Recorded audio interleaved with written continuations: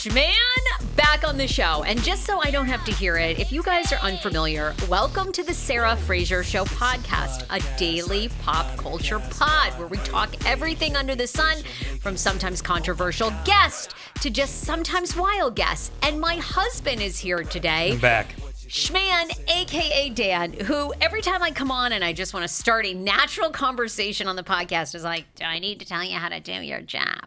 And you mansplain me. That's what usually happens. But welcome. I'm just trying.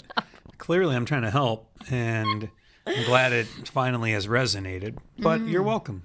Oh, okay. Well, anyhow, you are back because fans love you. All right, fans love you. They agree with most of your hot takes. I believe you got a 5-star review on my Apple Podcast reviews, and I got a 1-star. Wow. And yes, and a comment of I'm a new listener, and I didn't realize Sarah was MAGA. So you're not MAGA. That's a bit of a reach. You are a nut job, but you're not MAGA. You're a nut job too. Are you kidding? Well, anyhow, the fans decide. Well, we are getting into a hot political year, and I think I'm going to have some hot takes for you. And you can absolutely... this person was very upset. 1 star. I found this podcast recently. Listen almost every day. Thank you so much, by the way, Tricky Granny. Listening tonight to Sarah and her husband, I realized Sarah is a MAGA. To fawn over and praise Joe Rogan is offensive in light of all of the disinformation he spreads with the quacks that he has on his show, particularly during the pandemic. His reckless rhetoric surely contributed to listeners not getting vaxxed, and worse. There's more, but I think she likes... No, that's what she wrote. Oh, okay. No. Oh, yeah. Well, 1 star. So you can't make them all happy. Guess what? I believe that most people that listen to this show are far brighter than I am. And I believe that people should have a choice. And I believe that people should not have been forced to get... Okay, let's get into the entertainment section here before you prove this person right. All right, fine.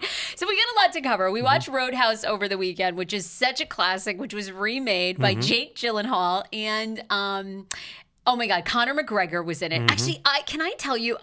I'll give you my feedback on that. Yeah, let's preview the topics and then get into it. Don't tell me how to run my show. Because usually what you do is you preview the topic and then start talking about the topic. I get excited. It's like let's stick to the rundown. We have to talk about that. I also want to know your thoughts on the internet is calling for major celebrities and even some podcasters. I've actually even received comments. Should people who speculated as to what was going on with Kate Middleton apologize? Wow. Yes, we have that to cover, and then oh my God! Oh, I do have a relationship thing, something you've been doing around the house that I want people. Okay. And this will win back my fans that believe I'm MAGA. Okay. I can't wait to hear about this. The fans that think I'm MAGA, this will get them back on my side. On Team Sarah. Yeah. Okay. All right. Let's start with Kate Middleton because that continues to trend. Aside from, I do have to shout out, it was a great weekend for TSFS thanks to the thousands of listeners that tuned in to Drake Bell. Shout out you. Well, shout out to Drake Bell for trusting me to come on this show and tell his full story. If you guys missed that, Drake Bell, famously from Nickelodeon's Drake and Josh, The Amanda Show, gave me his first exclusive interview on Friday.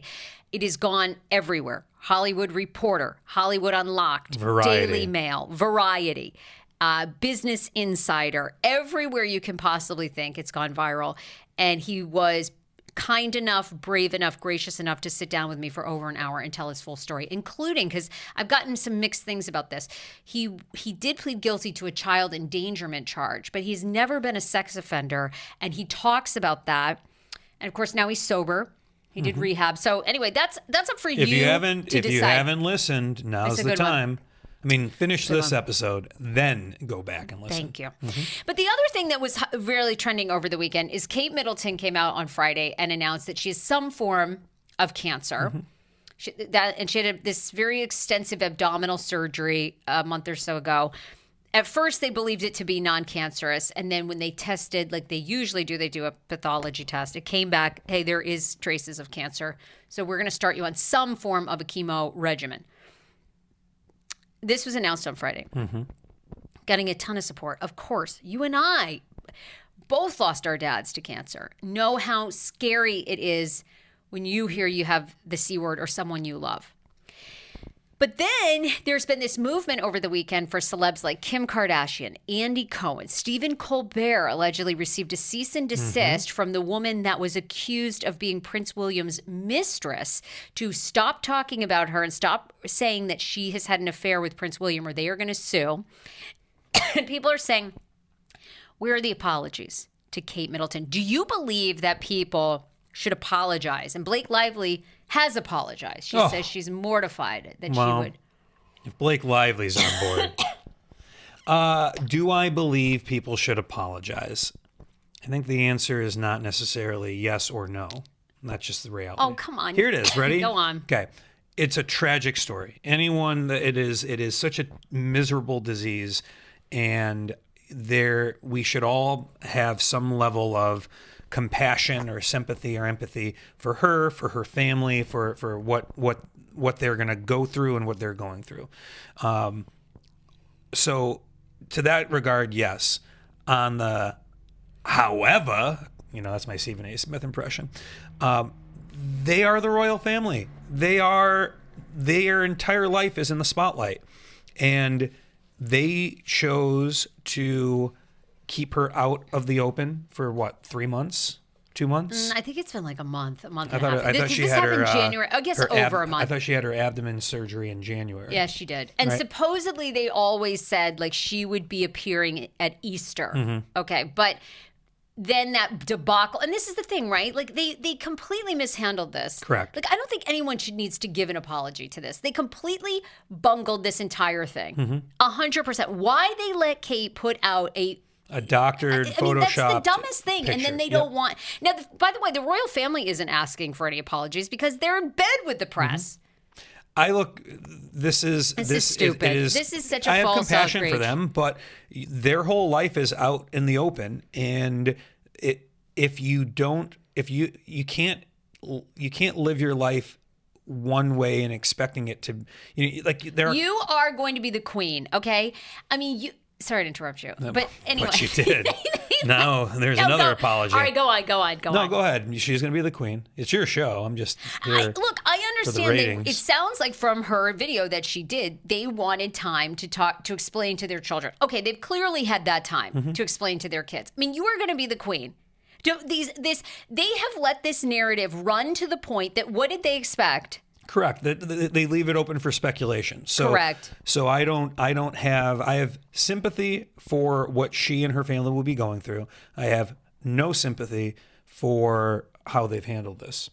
It's PR 101. They messed up. It's such false outrage, and just so why the internet is so stupid. It's just all and this is what drives me bonkers about all these people now coming. And they said, people on my Instagram, are you going to apologize for speculating? No. Fuck off. Yeah, fuck off. Go fuck yourself. Because if any single person had been correct on these allegations, if one podcaster out there, if Stephen Colbert had been right, everyone would be like, oh, you knew the whole time, Stephen. Like, oh, you're a genius, you're a hero. The psychics predicting it, if they had actually been accurate. Okay, none of them were, but anyway. But if they had been, everyone would have been like, "Oh my God, you broke the case." Some of these podcasters are getting it because they made whole series on it. Sure. And it's like, okay, if you guys followed, you all consumed and listened, and now you're coming back on all of our pages. Like, shouldn't you be ashamed? Eat a dick. I agree. Moving on. All right, let's move on.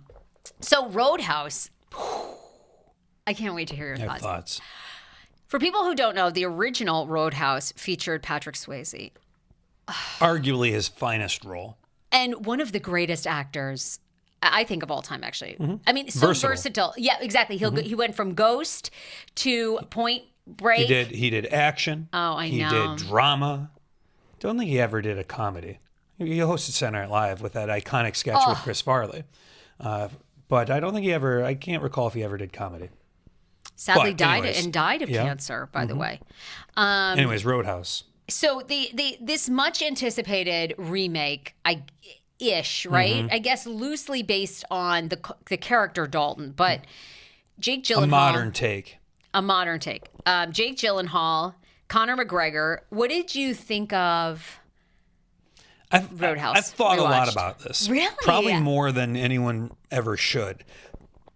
But I'll preface all this with the original Roadhouse is by far the best, worst movie ever made. It is so good because it's so bad. And there are so many elements from just the philosophy of Dalton to the world building of a bouncer who's so good at his job that he gets hired to go clean up the Roadhouse, the Double Deuce in Jasper, Missouri. That Wade Garrett, his mentor, is there. Like there's this whole who's played by Sam Elliott. Elliott. Oh Yep. my God, and so hot. And ultimately, it's about a businessman who wants to modernize a small town by bringing in J.C. Penney, and people die. That's basically what it's about. Can you imagine for a J.C. Penney? Okay. And when you think about, so there are so many great lines, and there are actually some philosophical takes that I apply and I've used about when it's time to be nice and when it's time to not be nice. So all of that being said, this version, and if you have not watched it, spoiler alert, it's not as good. It's so violent. So it is violent. It's like to the point, like I had to actually close my eyes like the last 20 minutes. I'm just not into violence. It goes off the rails in the last 30 to 45 minutes. Let me tell you what I liked, what I didn't like. I like Jake Gyllenhaal. Excellent. I agree. Mm-hmm. Amazing. Actually, really good in this. Yes. Very likable. I like the director, Doug Liman. He did Mr. and Mrs. Smith and one of the Bourne Identities, and he's done Jumper. He's done some good action films. Okay. So I like Doug Liman. I like the casting. And there were some ridiculous moments, but when you think about the original Roadhouse, there are ridiculous moments there too. Dalton, Patrick Swayze, rips the guy's throat out. Like that's because that's how he got in trouble in the first place. That's his haunted past. Okay. There's the scene where the bad guys drive the monster truck through the guy's auto dealership because he's trying to get him to sell the property. Okay. There's some ridiculous moments, and there are some ridiculous moments in this remake.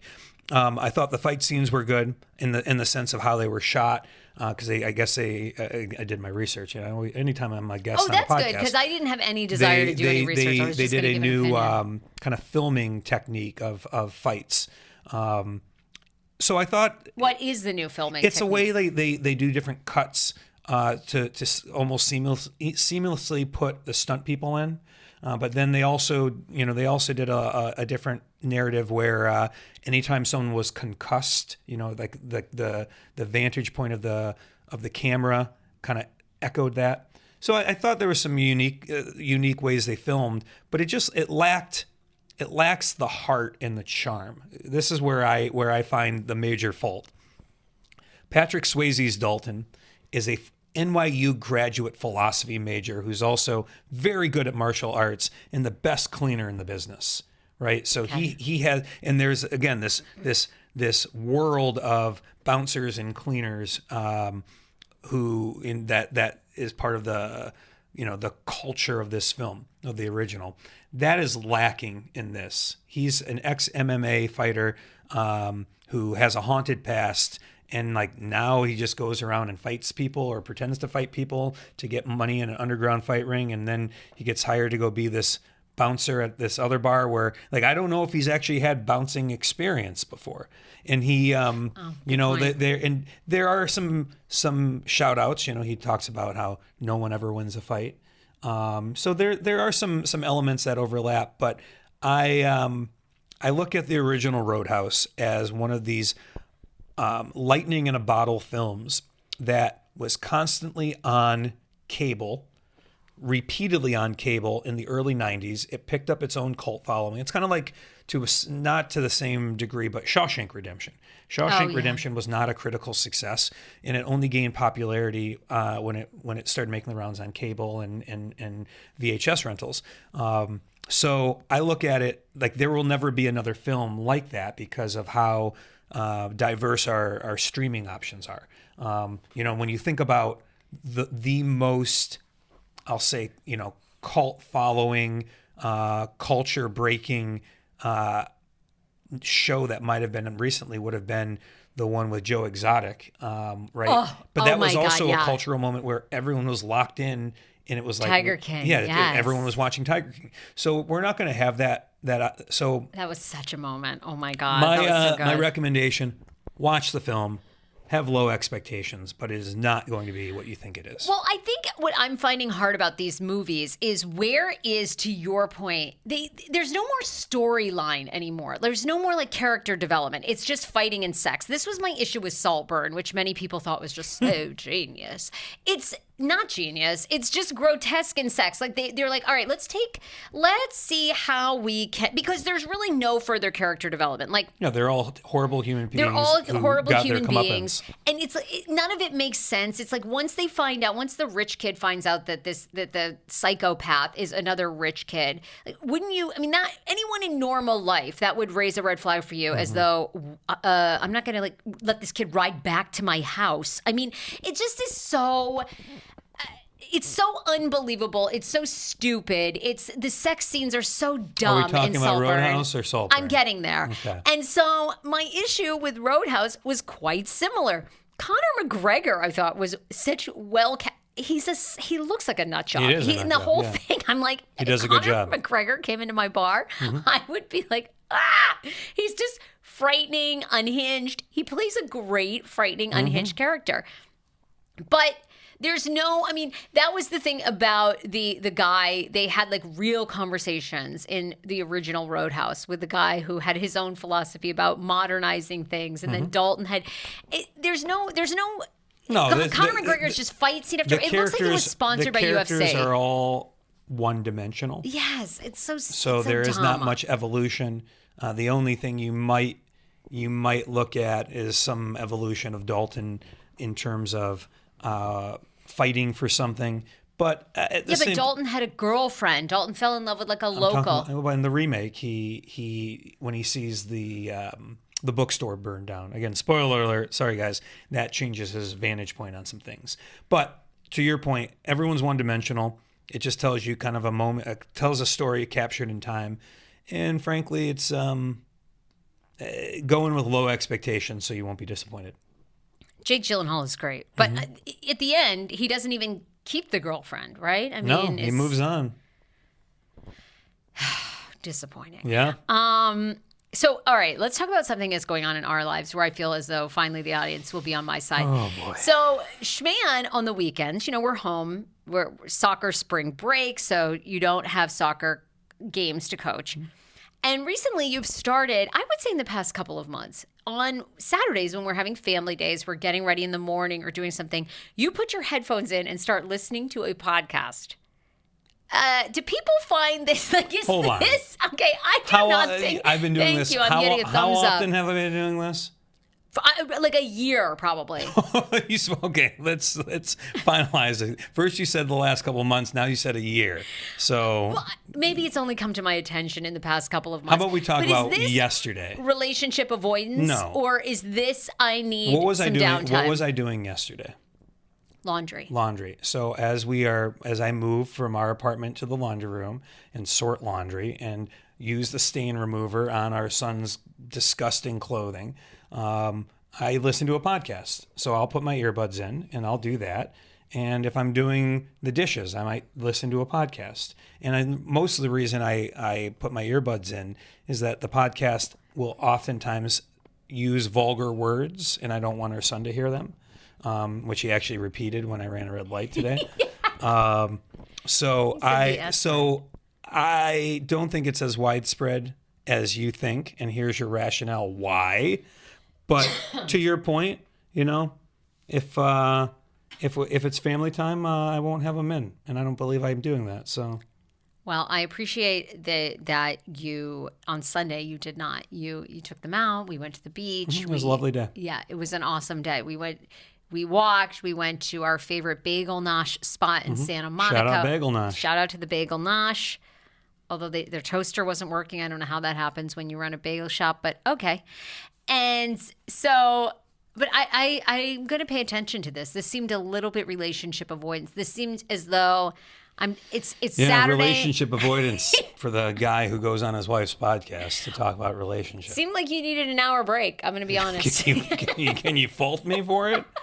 I need 2 hours after this. Well, I never get tired of you. I really I'm just don't. gonna let the silence linger here for a moment. I don't. I have so much fun with you. Mm-hmm. You're like my bestie. Oh, thanks. You are. Oh, well, thumbs up. A thumbs up. I'm going to tell you right now, you are my podcast. I don't need to put in headphones. I could listen to you. I love running thoughts by you, business ideas by you, interviews by you. I'm glad. I'm just happy to be part of the team. Well, it'd be nice if it felt reciprocated. What's next on the rundown? So the other thing we were going to try, but these are very disappointing. Are we going to do this or are we going to do Instagram? Oh, you want to talk Instagram? Which one? Let's talk Instagram. Well, Instagram, people are very upset. Instagram over the weekend implemented, well, people are just finding out about this, but Instagram turned off your political notifications and people are pissed. And if you want to go back in and turn them on as we are heading into the hottest political year, and everybody has to vote. It's going to be a very important one. Instagram has sneaky now limited political content, and it has outraged users. And you've got to go into your account and your settings. Okay.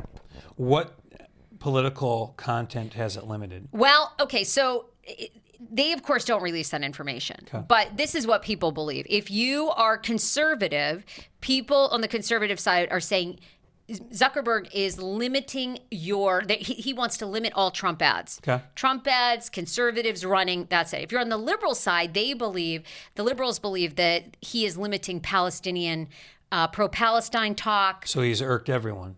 Basically. Okay. People feel as though he's trying to control the Palestine-Israel narrative and the MAGA, the Trump. So if you want to change the censorship settings, you have to follow the simple steps to ensure that you are exposed, because you do have the right to decide. Settings and activity on your Instagram is where you'll find content preferences, and then political content, which you can switch. Don't limit. I just did this yesterday because, in fact, I went in and he had limited mine. Okay. This is where then it's like, okay, you and I argued, get rid of TikTok. Why aren't we getting rid of him too? Well, you have the choice. Just don't use this platform. Well, it's a little bit different, but. Well, here, I look at it this way. First off, Meta owns that platform, right? Just like when iTunes made us download those 5 U2 songs against our will, right? Yes. They own the platform, so they have the right. They have the right to do what they want to do with it. It's not a violation of freedom of speech because it's an independent platform. So I think where they may have failed is providing more notice. Because if you change your default settings without some sort of notification, if I'm running it, I'm going to put for 72 hours, I'm going to put a little notice, a little pop-up that comes up. You can opt out of it after one click that says, please note we've changed our settings for political postings. If you wish to revert to the original settings, do this, click this button, and that just be done with it. Boom. Because when you do this without fanfare, you end up questioning the motives. That being said, how toxic is social media during election season? It's awful. So maybe he's trying to minimize the negative discourse, and everyone can look at it a different way in terms of what he's trying to accomplish. I know your boy Trump doesn't really care for. Okay, he's not my boy. I've never voted for him. I'm not voting for him. Ritzy Granny, and anybody or whatever, whoever posted that. That is just such a weak argument that you guys make about anybody that objects to something that the Democrats are doing. So, you're MAGA, you're MAGA. No, it's like, how about you look at your own party? They're both the same. You're bought you got in. Another thumbs up there. Get over yourself. The social media is a negative echo chamber. And yeah, I think, kudos to them for taking action on managing it. Why don't they focus on foreign interaction? Like, that's what's like irritating. Well, they are. Our government is doing that with TikTok. Well, and they do it with Facebook, too. But I mean, Russia interfered on Facebook. Why aren't they putting out a notice of what they're going to do about bots and foreign interaction for this? Maybe they should. Well, they don't. That's the problem. They okay. end up. Well, so what do you think this was a wise decision? Do you think they should have done this? No, I think it's my podcast, right? One of the things that I've been debating about, and I've talked to you about this, and I give Spotify a ton of credit for this. My show is released on Spotify. They said to us as creators, we are heading into one of the biggest political advertising years we are ever going to see. The advertising dollars are going to be insane. You have to decide, do you want to take on political ads onto your podcast? And after thinking about this, I am going to do that for the free platform because I believe my audience has the right to decide to hear arguments, their ads. You don't want to listen. I'm going to offer a free, or not a free, but a very affordable. If they want to go ad free, you don't want to hear any political ads, I'm going to offer a paywall service so you can opt out. But I appreciate that Spotify came to us all in an email. It wasn't like this is a personal phone call, but they just said, what do you want to do? Okay. Well, maybe we live in a democratic society. They ought to have had a pop-up. Hey, do you want to see this content? If you don't, here's an option to opt out. So just like agree. I'm saying, here's an option. I'm starting in April. I'm going to offer for a very low rate. You can go completely ad-free. Okay. If you want your sanity when you listen to this show and Drake Bell. Well, trust me, if you listen to this show, you're not going to keep your sanity. At least for me. Okay. I live it every day. Oh, Let's go talk about these penis cupcakes. Go get married to somebody else. Okay. Divorce me on the show. Let's see it. Would it be something if I served you papers right now? Serve That'd be them. something. Serve them. Yeah. All right. Watch a homicide occur in real time. You try to strangle me. Okay, let's talk these cupcakes. So there was a viral post on Reddit. First time buying the carrot cupcakes from Costco. They're delicious, but has anyone noticed that they look like penises? And if you're on our YouTube, you can see it. Okay, so this was a Reddit feed. So I got very excited about this. I said, I got to go to Costco. I mean, it combines two of your favorite things, carrot cake and dick. I do like both. So we went to our Costco here in Los Angeles, and I'm quite disappointed. They're I don't see any penis, they're do not. you? Well, the picture from Reddit clearly shows balls. Clearly shows balls. I love it. These ones are lacking testicles. And I wouldn't be surprised if Costco had a memo to its bakery department saying, let's make the carrots a little more carrot-like and a little less phallic. They definitely got a notice because people are saying that. If anyone listening to this show works at Costco or has an inside scoop with a Costco bakery, please let us know. Email us at thesarahfrasershow@gmail.com. We want the inside scoop on the penis cupcakes. So, okay, I want to eat these. Now, they don't look like penises. That's disappointing for Easter. But yeah, we because reviewed that's what we want for Easter is. We reviewed what was it, 3-pound carrot cake? No, it was a bread? banana bread. It was a big old loaf of banana bread. That was a 2 for me. It was not that good. It wasn't that moist. But these are supposed to be epic. Pardon my reach here. I need that fork. Oh, yeah, you need the fork? Okay, here we Okay. go. I love the frosting. Cream cheese frosting on a carrot cake and then with a little buttercream frosting.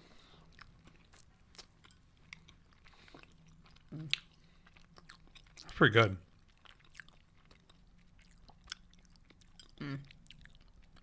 The just from an aesthetic standpoint. love it. From an aesthetic standpoint. These are good. It's a pretty wide cupcake, girthy, if you will. Some white frosting on top. Good glaze. But, See what I did there? No? Okay. but there is... I'll tell you what. Tell me. Okay, now that's good. If we're ranking, what is our ranking system? 1 out of 10? Yes, because I think the banana bread I gave like a 4 or 5 too. This is a 9. Yeah, I'm pleasantly surprised. This is a 9. I would buy these from Costco. These almost taste not quite homemade because homemade has a really distinct homemade taste. So it doesn't taste as normal chemically as a lot of your stuff. The cream cheese frosting is not overpowering. It's a light cream cheese. Mm-hmm. Then with the buttercream frosting, which is the carrot, it adds a little sweetness, but it's not too sweet. I actually enjoy these. These are a 9 out of 10 for me. You know what? Costco, you sons of bitches, you've done it again. I do love a Costco. And last time we went, I even tried on a diamond ring. I was like, God. Yeah, we moved quickly to the next section there. Costco's great. It's one of my favorite places to shop at. It's my favorite place to acquire items. I don't like shopping there. Why? Because the rules of society are thrown out the window at Costco. Like, if this was it, the people in their carts stopping in the middle of an aisle, driving on the left side instead of the right with their cart. It's like one of those third world scenes in a movie where there's goats walking through the road and trucks overtipped, and it's there's no way to get in and out quickly. At least not in Los Angeles. A lot of people go there. It's affordable. But they do a good job. You know why this isn't a 10 though for me? Not enough nuts. And I know that's like that seems not like that is actually genuine feedback. What I appreciate, I love a lot of nuts, and it's not because these are the penis Easter cupcakes. Oh, but let's go that way. So no pun intended. However, what I did enjoy about the banana bread is it had a thick nut coating. You did. You like that. There aren't enough nuts in this, I'll be honest. Well, have you tried putting more in your mouth? Yes. Okay. Wow. I wish this thing would nut in my mouth because that would actually... All right. Let's stop. You're now... You've taken innuendo, and now we are... Now look, slapping it across your face. To anybody out there wondering, like, oh, how do you and I keep it together? Do we have a good relationship? We need therapy. We've gone to a therapist for like 6 years, 7 years. She's saved us. So there's a new article out. If you and your partner use any of these 5 phrases regularly, your relationship is stronger than most. I thought we'd go through these to see. Let's hear it. Because we love to joke and we pick on each other a lot. But I say this all the time. I could never do what I'm doing without you, ever in my life. You support me so much. You make my life better. Oh. And you are the most... Oh. No, and you are low maintenance. I love coming home. There's never any tension in our house. We just say what we mean. No, go on. That's a joke. Okay. Maybe there is tension. Yeah. You've got your headphones in a lot. All right, let's hear... Okay, well, moving on. So, here are the phrases. Help me understand this. A Harvard psychologist, Courtney Warren, says successful couples don't avoid conflict. This is what I was saying about you and me. They just better navigate it. We often assume we know what our partner is saying, when in reality, they might be expressing something more nuanced or totally different. If your partner reacts to a situation in a way that you don't understand, telling them that you want to know them better is key to resolving conflict. Help me understand this. Do you and I say that to each other? No, not necessarily those words, but if there's some sort of confusion, I'm like, what do you mean? Or a better description of that is don't assume anything. Yeah, that's a good one. Also on the list, number 2 is I can forgive you. Can you forgive me? Studies have shown that couples who practice forgiveness are more likely to enjoy longer, more satisfying relationships. Sure, that's about having repair. You know, there are going to be conflicts and arguments and disagreements, and it's just finding repair. Don't go to bed angry. Here, we could save you thousands in therapy bills. This is what our therapist tells us. You have to slow down every fight. Look into each other's eyes, understand what the person's deeper emotion is behind it. So if they're like getting upset about something, don't give this away for free. Have people sign up for your therapy. I will. All right. And then after you guys get to the bottom of the emotions, you have to repair it. I understand. I love you. You have to do it. Yep. Okay. I'm committed to you. This might seem obvious, but communicating your promise to one another can help you and your partner feel validated. Yeah, you and me against the world, babe. That is our motto. Yep. I like you. The healthiest couples don't just love each other. They like each other too. So you should be saying I love you, but you should also be saying I like you. Now, this is where... I like you. Do you like me? Do you like... It's a classic Borat. Well, yeah, but no. Do you really like me? I do. Why do you think I'm on your podcast? That's what I'm saying. Like, you are one of my besties. Like, I enjoy you. Because people don't know this about you, but because you come off like everyone that ever met you back in the day, people were always like, I don't see what you see in him because you're not like warm and fuzzy. And On the inside, though, I am. Yeah, but once you get to know you, you're dry. But at first, you're kind of a stick in the mud. Yeah, well, people, I have been told I'm intimidating, which I'm just a big cuddly teddy bear. But this is I think why our relationship lasts. Saying thank you is especially true for small everyday acts. More couples that tell one another they thank each other and they're grateful for each other have longer lasting relationships. Tell them why that small thing is a big deal to you. Thank them for making the coffee every morning. I love waking up to the smell of it. It's the sounds of it in the kitchen. It just makes my day start off right. Thank you. Attitude of gratitude. Do you know you do that? That's the truth. It is the small things. Yeah, and you do a good job. You've taken on a lot of the evening dinner prep, which I appreciate. No, it's. I think living with another person is challenging, as Ben Affleck said. Marriage is work. It's hard work. It's good work. It's hard work. I didn't He's work right. out. Well, got another marriage going on.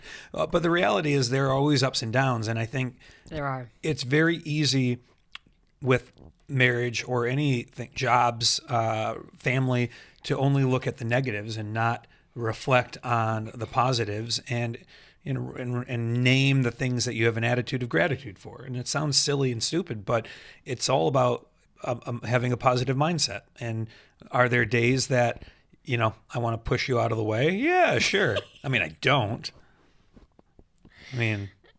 Go on. Yeah, keep telling everybody I'm sure how there you are feel. some days where you're like, I don't, get out of my way here, But Well, you're one of those people that's extremely smart, but then you do dumb moves, and that Go drives on. me nuts. I know. Let's hear some more of the attitude of gratitude. I'm not going to say them. Let's talk I'm very thankful for you. Yeah, But I'm thankful you for make you some too. moves in I'm gonna be life. walking right out of this room.